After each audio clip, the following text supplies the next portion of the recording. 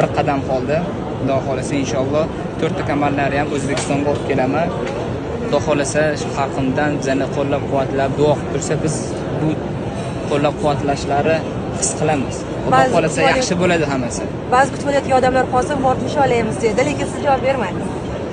Hali bayram qilishga yo'q, bayram qilishga hali erta, chunki Xudo xolasa erishaylik, 4 ta kamar olib kelaylik, keyin inshaalloh bayram qilaveramiz. Yangi jangingga inoya bilan shu jangingda omad yor bo'lsin. Mavlono bom tarbiyat qilib, qizil bom nazar qilsinlar. Qo'ling doim baland bo'lsin. Alina quvvatini bersin Alloh. Biz sizga ishonamiz, senga ishonamiz farzand o'g'lim.